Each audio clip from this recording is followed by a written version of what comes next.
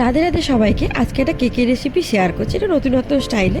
তো ফার্স্টে কী কী নিতে হবে, গ্রাইন্ডারে রাগি, কোকো পাউডার, ঘি, খেজুর, আমুল দুধ আর একটু লিকুইড দুধ দিয়ে খুব ভালো করে কিন্তু এটাকে গ্রাইন্ড করে নিতে হবে। গ্রাইন্ড করার পর যখন আমরা এটাকে ঢালবো তার আগে অল্প টুটি ফ্রুটি আর একটু ইনো দিয়ে খুব ভালো করে কিন্তু টেক্সচারটাকে আরও ভালো করে কিন্তু মিক্সড করে নিতে হবে। তারপরেই কিন্তু এটা ঢালতে হবে।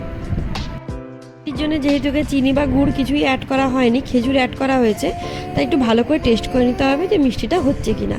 তো এটা গ্রাইন্ড করা হয়ে গেছে। এরপর এখানে ক্যানে একটু সাদা তেল দিয়ে তার উপরে এরকম আটা গুঁড়ো ছড়িয়ে দিতে হবে।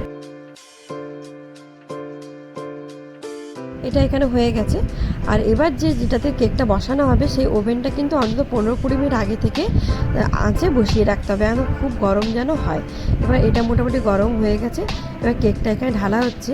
এখানে মিষ্টির জন্য যেহেতু চিনি বা গুড় কিছুই ব্যবহার করা হয়নি, টুটি ফ্রুটি আর খেজুর ব্যবহার করা হয়েছে, তাই পুরো রেসিপি যেটা দেখানো হলো, এই কেকটা কিন্তু আপনারা বাচ্চাদেরকেও খাওয়াতে পারেন। আমার যেহেতু 1 বছরের বাচ্চা, তাই সব কিছু করার আগে একটু আমাদের বাচ্চার কথা মাথায় রেখেই রান্না করতে হয়, রেসিপি বানাতে হয়, কারণ আমরা যা খাই এখন ওরা খেতে চায়। তাই এইখানে যা যা করা ইনগ্রিডিয়েন্টস দেওয়া হয়েছে এটা কিন্তু বাচ্চারা পুরোটাই খেতে পারবে। তবে টুটি ফ্রুটিটা দেওয়া যাবে না, টুটি ফ্রুটি ছাড়া ওটাকে একটু সরিয়ে আপনারা কিন্তু কেকটা খাওয়াতে পারবেন।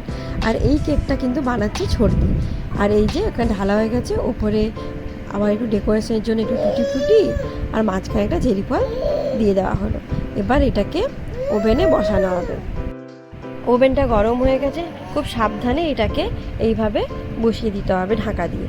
এবার মাঝে মাঝে 10-15 মিনিট ছাড়া ছাড়া এসে দেখতে হবে এটা হয়েছে কিনা। দেখেই বোঝা যাচ্ছে যে সাইডটা হয়েছে, মাঝখানটা এখনও অল্প কাঁচা কাঁচা আছে। তো কিভাবে এটা বুঝবেন, একটা টুথপিক নেবেন, হালকা করে এটাকে ঢুকিয়ে দেখলেই বোঝা যাবে হয়েছে কিনা। যখনই কাঁচা কাঁচা লাগবে আর অল্প সময়ের জন্য রেখে দেবেন। তো আমাদের মোটামুটি আধ ঘন্টা লেগেছিলো এটা হতে। তো হয়ে গেছে, বের করে নেওয়া হয়েছে, ঠান্ডার জন্য রাখা হয়েছে। ঠান্ডা করতেও কিন্তু আধ ঘন্টা মতো রাখতে হবে। একদম যখন ঠান্ডা হয়ে যাবে তখন পেছনে হালকা করে একটু প্রেস করলে কেকটা এইভাবে বেরিয়ে আসবে। তো আমি আগে সব রকম ধরনের কেক খেয়েছি, রাগির কেকটা কিন্তু কোনোদিনও খাইনি, এটা ফার্স্ট টাইম খেলাম। থ্যাঙ্কস টু ছর্দি। দারুণ দারুণ দারুণ হয়েছে কেকটা।